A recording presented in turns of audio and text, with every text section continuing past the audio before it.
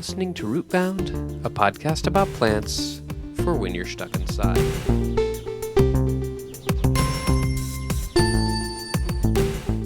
What makes a refreshing summer drink fizzy and is the ultimate source of all biomass on the planet? That's right, it's carbon dioxide, the sponsor of this episode of Rootbound. Thanks, CO2.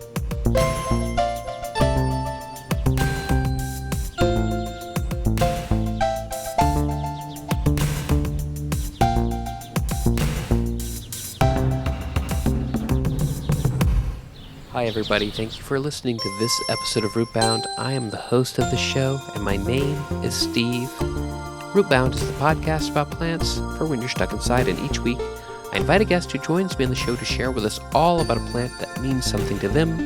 And then I share with the guest about a plant that means something to me, and through this process, we can all learn more about plants and learn more about each other. It is the philosophy of this podcast that everybody has at least one plant that is meaningful to them, because plants are so integral to our lives as humans on this planet. Now, this is not the tea episode, but it just happens to be an episode about tea. And I want to explain that a little bit before I meet our guest. So, that word tea refers specifically to the plant Camellia sinensis. That is the tea leaf plant, and that word tea comes from a Chinese origin. In fact, there's a few different words for tea globally for that plant, and they either sound like tea or cha or chai, but they all have their origin in China, and that is referencing this plant, the tea plant.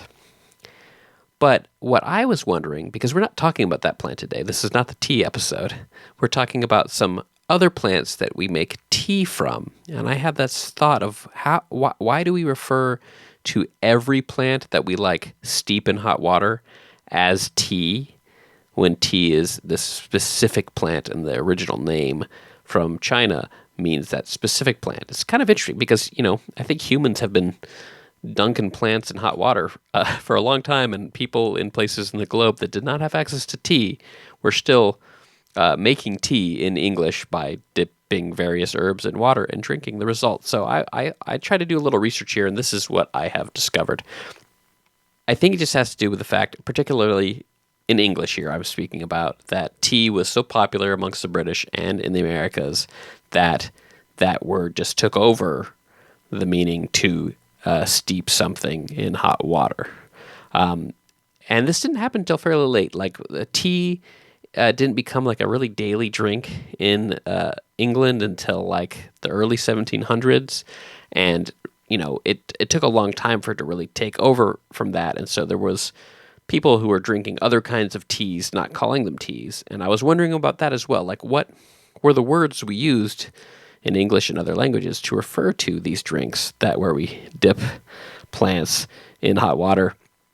And it's a little bit unclear. I think a lot of times people just refer to them as the thing. So, a good example is coffee. We call coffee like tea, and I think people were calling other teas just after the plant, right? As an example, one I grow in my yard, for example, is yopon.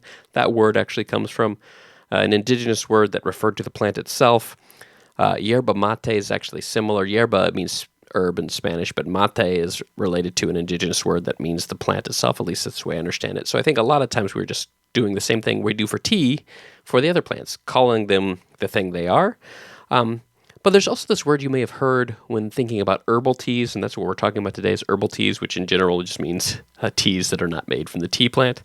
Some people will call herbal teas not tea, but specifically tisane or tisane or tisane. I actually don't know the pronunciation, but you've seen that word around, Tisane.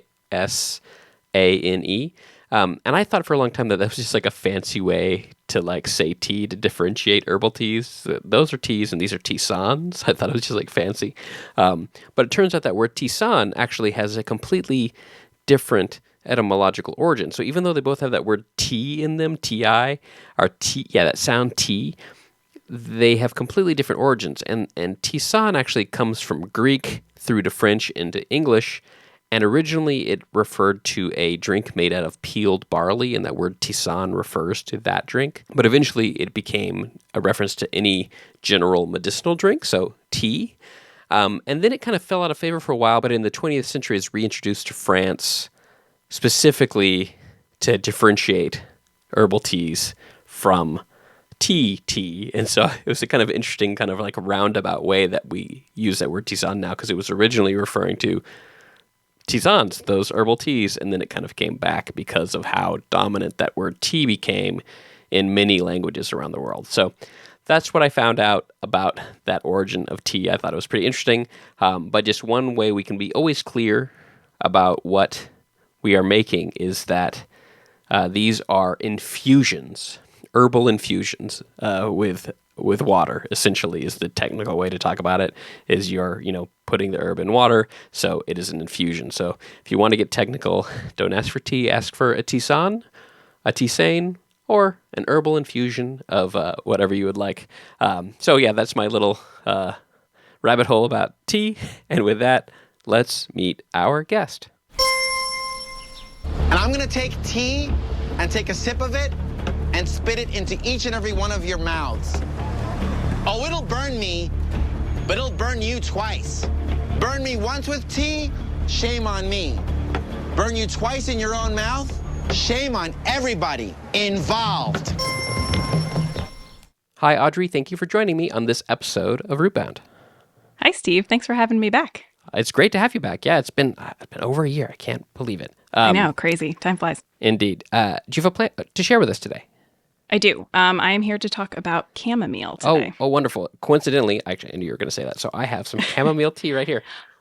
You brought props. I did. It's a visual prop for an audio podcast. But yeah, Wonderful. Maybe the audience heard that slurping. This is actually chamomile anise tea. But yeah, very good. Anyway, why did you choose chamomile? Why is it meaningful to you, other than it being a very tasty tea? Well, chamomile is meaningful to me because I'm growing it in my garden this year. I've grown it for about 3 years. And actually, about 2 months ago, I had a horrible allergic reaction to some makeup. And chamomile infused oil was really critical to my healing process. Whoa. Okay, that's interesting. First, I was worried that you were going to say you got allergic to chamomile. That was going to be make me nervous. That's really interesting. Okay, so I don't know where to start. Let's talk about the growing it first, because I actually grew it in my garden for 1 year, but it didn't make it through the winter. And I don't know what you know, but yeah, let's talk about your garden first, and then we'll get into the allergies. Okay, that's interesting. Yeah, very good. Yeah. So, do you happen to know which of the two edible medicinal types of chamomile you were growing? My brain, I don't remember what the second type is. Is German a type? Yeah. German and Roman are the two types. I think mine was the German. Okay, that makes sense. Well, and so I'm not super surprised that it didn't make it over the winter because it is an annual plant. Okay, cool. But it is an aggressive self-seeder. So, even if it's been like a year, you might find that it pops back up, next growing season, kind of overwinters. It has very, very tiny seeds, and so it's virtually impossible to eradicate it. It would be difficult to handpick all of the seeds. Somehow, it might have popped up a little bit the second year now that I'm thinking about it, but I haven't seen it since. But I think I put too many herbs in that bed, and so I think the thyme and the oregano really kind of overcrowded that area. Yeah, that would make sense, especially because I would guess that for your growing zone, thyme and oregano can perennialize pretty easily. It is, yeah. So the time too. Yeah. Chamomile needs mostly full sun. It can tolerate some partial sun, but I think it needs a good amount of sun in order to germinate and grow quickly. So if those perennial plants were sort of shading out any seeds that dropped, I can understand why it wouldn't come back. Huh. I wonder if I clear out that little area where it was and let the sun hit it in the spring, if it'll pop up. I'm going to try that. That's an I didn't think about the sun for germination part, so that's very interesting. And if it doesn't, I'm happy to send you some seeds because I've become a hoarding level seed collector this year. I saw some of that stuff on Instagram. I got to get into the whole seed saving thing. I've really not been good at that at all. Only thing I've ever did that was pumpkins 1 year, but yeah. It's hard to prioritize, I feel like, when you have so many other things going on in the garden. But, January or February thanks you for it. Yeah, good point. So before we get into like the oil thing, I know you're growing a lot of stuff over there at the Teal House on the Hill. Audience will be a link in the show notes to Audrey's cool little micro homesteading project, you might call it. Yeah, Lake House homesteading. Yeah, it's very very cute little house with lots of stuff growing. Thank you. But what was your decision making to choosing chamomile as one of the plants that you're going to grow? Well, I felt like I had an abundance of growing space this year, but chamomile, like I enjoy a cup of tea, as you seem to. Yes, indeed. And chamomile is fairly easy to grow from seed, and I knew it would do well in my growing zone, which is zone 6. And from everything I had read a couple of years ago when I started growing it, it was fairly hands-off. Like you just scatter the seeds, you rake them in lightly, and kind of let it go. It's fairly drought tolerant, so as long as it has the amount of sun it needs, which is full sun, maybe it can tolerate a little bit of shade. It doesn't need much love, and it can bloom multiple times within a growing season. So you can pick off all the flowers and dry them for tea, or infuse them into other things, and then another flush will come on pretty soon after that. Yeah, I got to grow it again. That you're very inspiring here. This is one of the great things about the show. I want to grow like everything my guests talk about, but the ones that are more possible, and I got to get back into it. So that's very interesting. Okay, well, tell me about this allergy thing. I've never heard about using chamomile in this way, tell me the story. Yeah, I mean, it was a little scary at the time. So I had some like eye makeup, some eyeshadow that I had been using the same like variety of for years, really. And one day I noticed it was kind of tingly when I put it on, and I was like, that's kind of weird, but I didn't think too much of it. And then my best friend got married, and I did a whole like smoky eye look, and used quite a bit of it. And the next morning I woke up and my eyes, like the eyelids, the above part in between my eyebrow and my like eyelid hood, and underneath my eyes were all just totally raw. It was not fun. So I tried to keep it moisturized. Like I did all the things that I thought I needed to do, and it just didn't get any better. And it had probably been 6 weeks, and it was painful. And it was like raw all the time. And I was crowdsourcing. I was an inch from going to a dermatologist. I don't have one set up, so I was like, I'm gonna have to start looking for one. And what a friend said, you might try like chamomile tea bag leaves to calm it, or chamomile tea bags on your eyes to calm it down. Like you brew it and then you cool them down. You don't put the hot ones on. And I tried that, and it seemed to have a little bit of effect. And so I started looking around, and I found a place online that sold chamomile infused jojoba oil. And I bought some, and not only did it clear it up within like, I think a week and a half, 2 weeks, I now use that oil on my face every day, and I have the best skin of my life. It is amazing. I'm a believer. That's interesting. Yeah, I don't think I know, and I don't know why, but I know that chamomile has this like calming ability when you drink it. Yeah. But I think I have heard a little bit about that like topical use as well. That's really fascinating. Yeah, it's known to be helpful in sort of like modern day herbalism and ancient herbalism for its calming and soothing properties. It's supposed to be good for anti-anxiety. All of these are kind of alleged things. I don't know that there have been extensive studies done. It's said that it's good for like digestive upsets and cramps. It was used in ancient herbalism to treat PMS and associated sort of symptoms of that. But there are also some risks that come with overusing chamomile, especially for like if you're pregnant. It's not recommended for super use. That makes sense. Yeah, that all sounds like most plants we talk about the show that have medicinal purposes, which is like almost every plant is. Yeah, right. And there's always like a long history, and they have kind of like multivariate uses, and and there's always like definitely some real truth to that, even though we don't always have the studies to back it up. But also I've found, chamomile's probably been studied. I guess maybe you've looked into that. I haven't. But some of the plants we talk about, I feel like no one's just got around to checking yet because there's just so many plants. It seems like it's been studied in its interactions with other things. Like I read somewhere that, well, first of all, consult with a doctor if you're using it during pregnancy, because in ancient times they used to use it to like cause contractions. Oh, okay. So, there may be a thing there.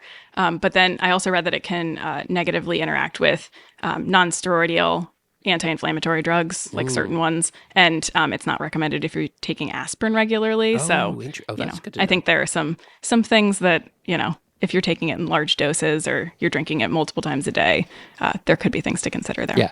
And that's, I think, true of like everything, though. Sure, right. Everything Dose in makes the moderation. poison, right? The dose makes the poison. There we go. I think I haven't said that in like over 10 episodes, so thank you for saying the dose makes Check. the poison. The Paracelsus quote we say all the time on this show.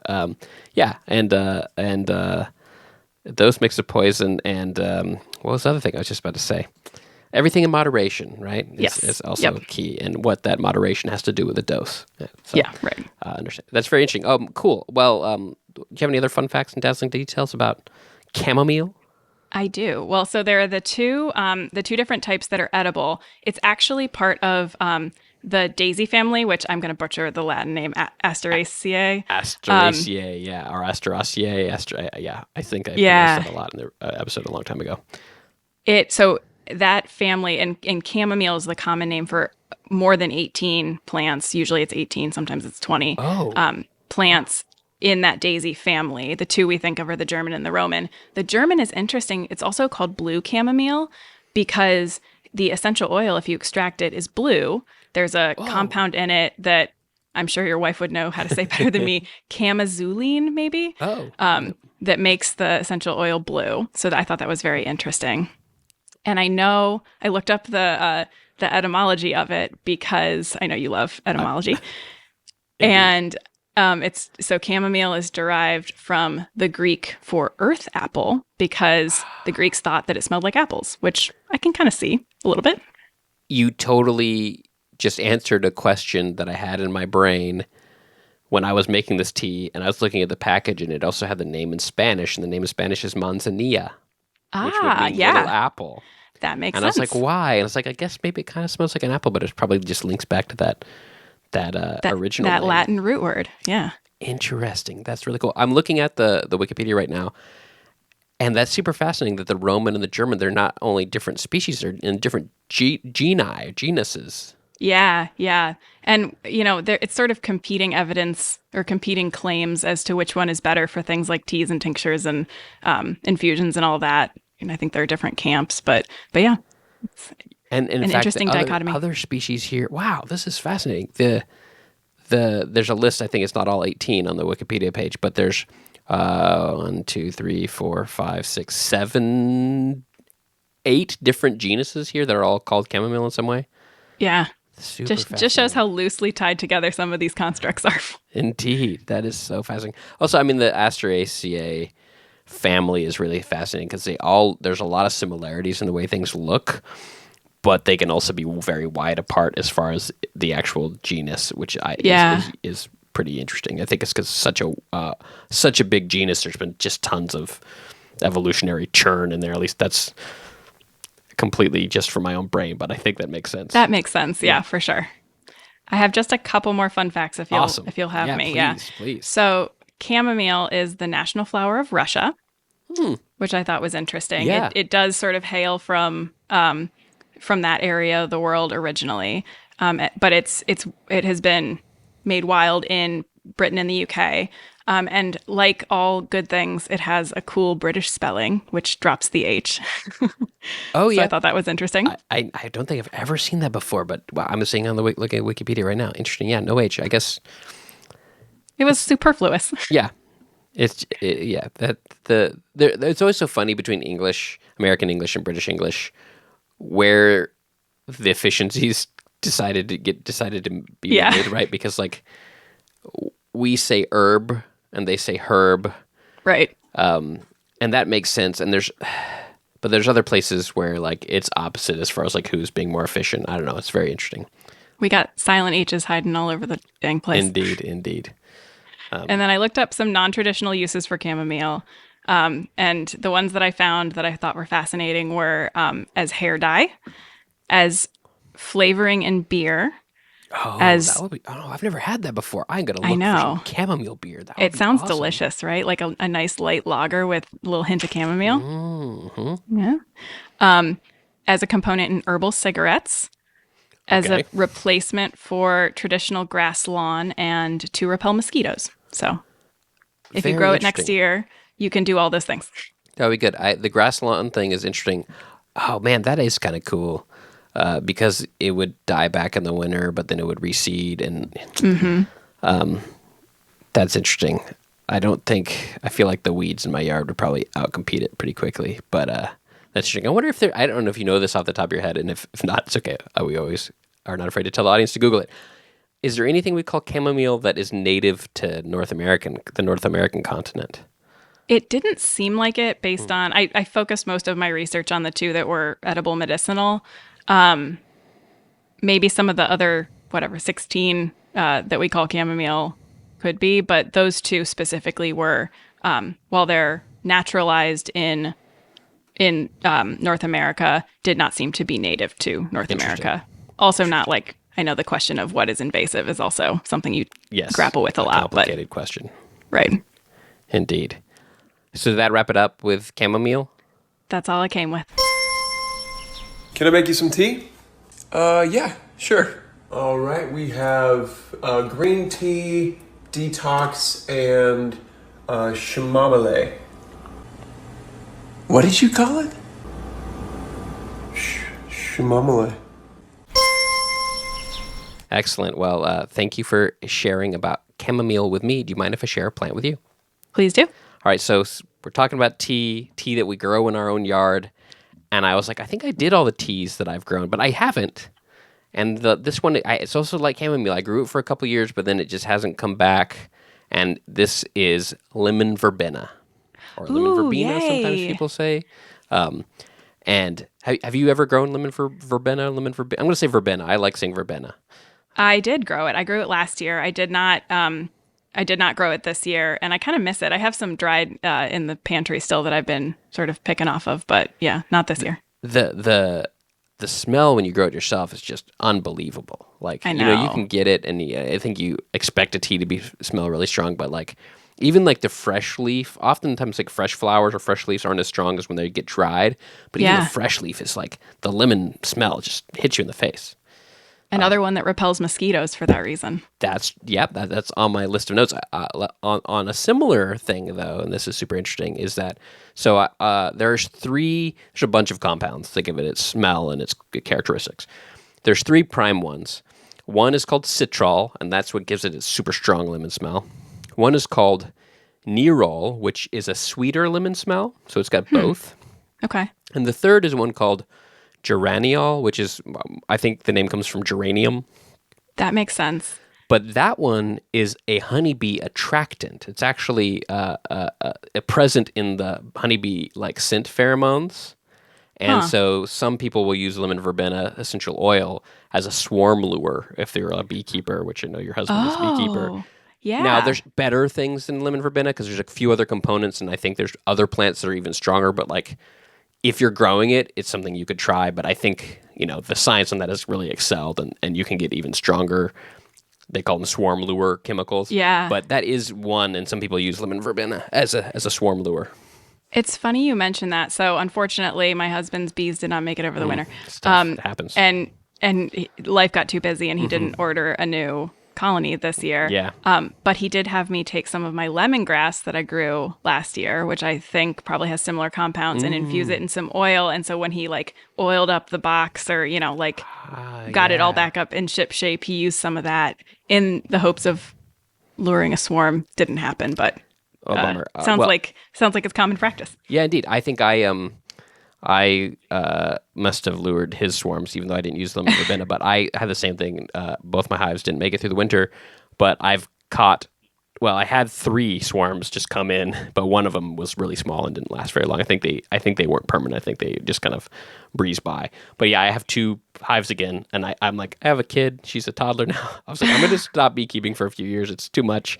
But That is so cool and magical. I am super jealous. That is very cool. yeah, they just moved in, so I have to find the time to go do a little bit of management of them right now. But But one of them looks really, really strong, and since it's it's a wild colony and they've survived at least one winter, maybe more, like hopefully they have the genetics to like keep going, and hopefully they don't have angry genetics though, which can sometimes happen with wild colonies. They can be kind of mean. I haven't gotten any sense of that yet, but I haven't really tried to mess with them yet, so we'll see how it goes. Well, best of luck.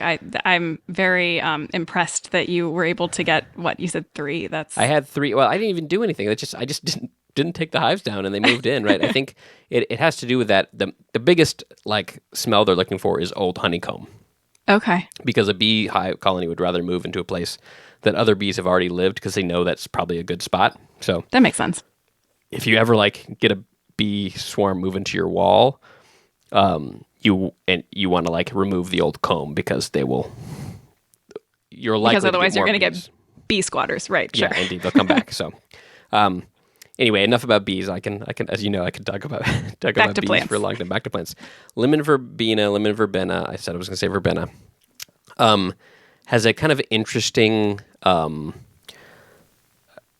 scientific name story. So it was originally called Verbena triphylla, and then it became Lipia citriodora, and now it is. Then it became Aloysia triphylla, and now it is Aloysia citriodora. So that's the actual name is Aloysia citriodora, the scientific name. Now that's quite a journey for a humble plant. Yeah, it is, and it's first. So it's just getting to its origin. It's from Argentina and Chile, which I didn't realize until I read about this. And in down in the more temperate climates, it can grow up to 10 to 15 feet tall, which is amazing. I've grown it in something like 3 feet, maybe maximum. Yeah, but it can get quite big. Can you imagine like walking through like 10 feet tall? It would just smell amazing. I want to. Yeah, it's like it makes sense. I guess the leaves are vaguely tropical looking if you think about blowing it up to that scale. Yeah, and they're a little bit more like hardy than a lot of like herbaceous leaves. Yeah, you know that they had that woody stem.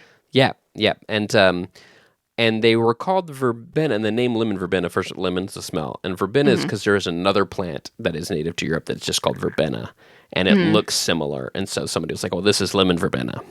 Sure, of course. And then the triphylla is because sometimes the leaves have a 3-leaf. Sometimes they're opposite, but sometimes they're a 3-leaf whorl, and so that's triphylla. And then I forget the story why I became this Lipia citriodora, but eventually they realized, hey, this is like actually not related to verbena, and so somebody called it Aloysia citriodora, and because they named it after Maria Luisa of Parma, who was the Queen of Spain in like the late 1700s, and basically some Spanish dudes brought it back, and they decided to name it after her. And when the whole like naming kerfuffle settled down, that was like the one that it became. Like with the scientific names, like everyone was just trying to like claim names. Yeah, right.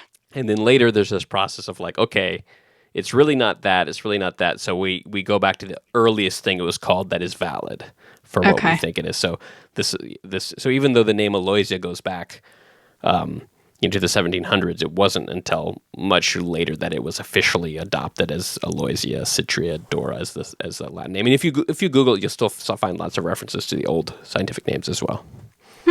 That's an interesting evolution of basically the same understanding of a plant, but over time. Yeah, indeed.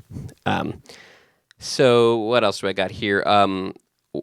So it is from South America, which is interesting, and we talked about briefly about the origin of the word cola on the episode about coca and cola.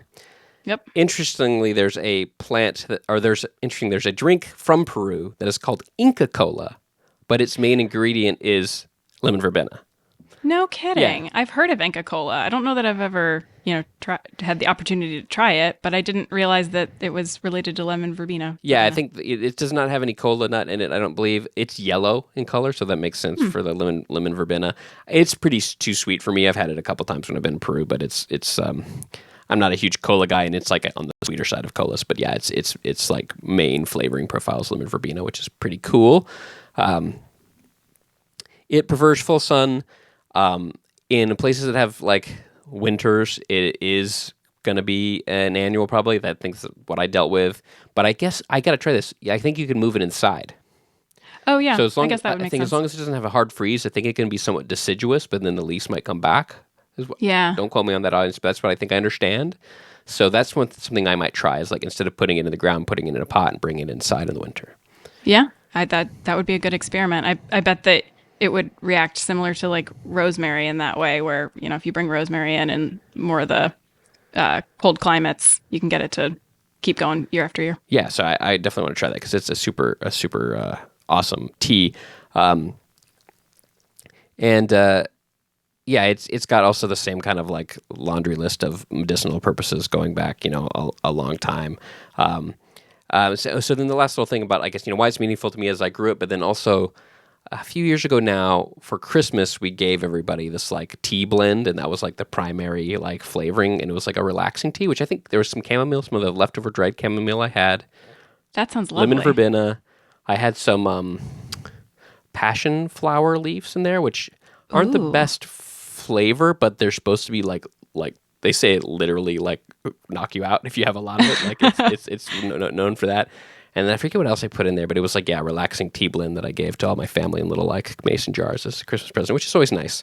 That's such a great idea. Homemade tea presents. I'll have to try that. I've mostly been brewing just for me and my husband, but I bet I could zhuzh it up a little bit and pass it off as gifts. Yeah. While we're still chatting here, because I think I've run out of all my lemon verbena facts. But what other teas are you growing in your yard over there at Tea House on the Hill? Good question. So peppermint I grow every year, and I have about a 50-50 success rate on getting it to overwinter. I know everyone says like peppermint will take over your garden if you let it. Not here, not for me anyway. This year I typically always grow lemon balm, which I dry and use in teas. Yeah. I love that stuff. And this year I stumbled upon it at my favorite local nursery, an orange balm, which is related to lemon, similar.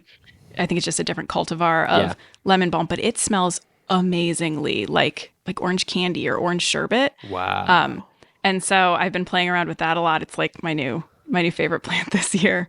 I have in my like perennial herb garden, I got a curry plant last year that I overwintered and is doing great. And so I've been throwing that in some of my tea blends. Interesting. Yeah. When the flavor profile could use some spiciness.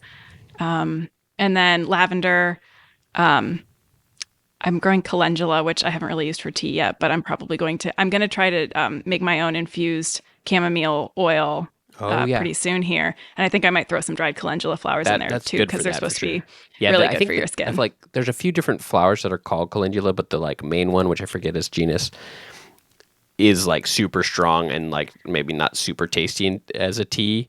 Yeah, right. Like super like potent for like medicinal purposes. But there are like a couple different marigolds that are referred to as calendula, but there's one that I think is considered the real one. The one that the I guess it's probably a varietal that I'm growing this year is called Resina calendula, and it's specifically bred to be like it's sticky resinous. When I pick the flowers. Yeah, resinous, exactly. Yeah. So, Yeah. I grew that one year and just didn't stick with it. I need to do a garden overhaul. Also, having a kid has made my gardening my yard has gotten even wilder than it has been, and it's not. I mean, some gardening thrives on neglect. I feel like that's me this year a little bit. Yeah. That's really good. Do we miss any of your herbal teas? I'm trying to think.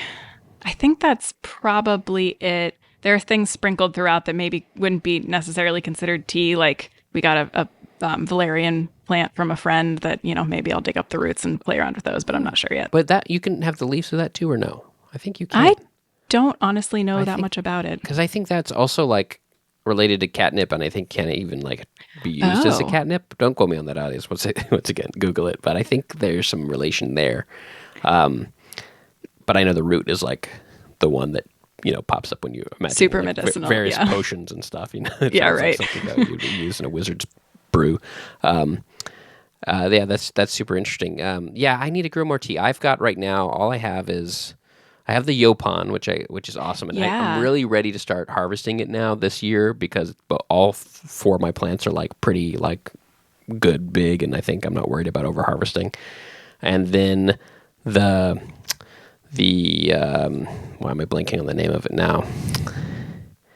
The yerba anise is Oh, that's cool. Mexican mint marigold is also what it's called often. Yeah. Now, that's the one that is surprisingly super perennial. It keeps coming back, And that's the one that I have. I don't know if you listened to that episode. It was a long time ago. I treated it with the same way that you process black tea. So I bruised the leaves. I and do then let it remember that, yeah. oxidize, and it's really amazing. And I think there's more and more people on the internet experimenting with doing that with different kinds of plants. That's so cool. Of you basically smash them in your hands or roll them in your hands, and then you let it kind of sit overnight in a jar like that, and it oxidizes. It's like an oxidative fermentation, so it's not like a bacterial fermentation. And then you dry it, and it brings out a lot of different flavor notes. That's really cool. Yeah. I'm jealous of, we aren't that far apart. You're in DC area and I'm in Ohio, but it seems like you're able to grow a lot of things that just wouldn't work, I think, in my yard, and it makes me really jealous. That's so interesting. Yeah. Cause I was thinking about that with the Yopon. I think technically I'm right at the edge, but I've had no problem at all. But I think you would probably not have. Yeah, that. probably. Maybe not. There is evidence historically of trade flows of Yopon, but I think up into that region it was more like a trade thing and not a growing thing. Yeah, that would make sense. 2 years ago we got down to -15 on Christmas Eve, and I just planted baby fruit trees and I was out there covering them in the freezing cold. They survived. It was all good. That's very good. Yeah, I'd never get that cold here, and so but who knows? Maybe a few more years of climate change. You never know. Hope not. Stuff. Yeah. Oh my gosh. Sorry for a dark note there, but yeah. Well, I think that wraps up this episode talking about herbal tea. I think this is our first time we've talked about only 2 tea plants. I might be wrong about that, but it is a cool thing. I think I'm planning, audience, you'll have heard this already if I did this. I want to talk at the beginning of this episode about the word tea has to do with a plant tea, but we also make tea with other plants. But we've been doing that as people of putting leaves in water probably since we discovered leaves in water. So how did this plant's word kind of get associated with a process? And I don't know if I'm going to be able to get to the bottom of that at the beginning of this episode, but that's what I'm going to try to do. I have faith in you, and I look forward to hearing it upon playback. Wonderful. Okay, well, thanks for joining me on this episode of Rootbound. Thanks for having me. This was great. Good morning. It is morning right now, and I'm recording this as I walk to the metro, and I'm doing that because this thought just popped into my head, which is a very modern analogy for what happened to tea and why we refer to all drinks that have plants steeped in water as tea. And it's a perfect kind of analogy, so I thought I'd share that with you now as we close out the show. So I was born and raised in Texas, and one of the many interesting facts about Texans is that we tend to call all soda Coke. Whether it is a Dr. Pepper or a Sprite, we call them all Coke. So there's a really classic example in Texas where someone will say, "Hey, do you want a Coke?" And you'll say, "Sure." And then they'll say, "Okay, what kind do you want? Do you want a Sprite? We got Dr. Pepper. Which Coke do you want?" And I think it's a perfect analogy of what happened to tea. The drink Coke became so popular that in some places it became the generic term for any fizzy beverage. And tea became so popular that it became the generic name for any drink with leaves steeped in hot water. So do you agree with me? Is that a good analogy? I think it's pretty good. And that was a really great episode talking with Audrey about a couple of herbal teas, and I think it's now a great way to end this episode. Thank you for listening. My guest on this episode of Rootbound was Audrey Hausman. Audrey is a marketer and political strategist based in Ohio. You can follow her adventures in lake house homesteading at Teal House on the Hill on Instagram, and there will be a link in the show notes. If you like Rootbound and you want to help support the show, visit rootboundpodcast.com/support to find all the ways you can support the show, including supporting on Patreon. Rootbound is hosted by me, Steve Ellington, and earlier in the show I played that little audio from a TikTok, and I am really trying hard to resist the urge to start calling chamomile Chamomile. Music by Christian Kriegescota. Fake ads by David Lonnie.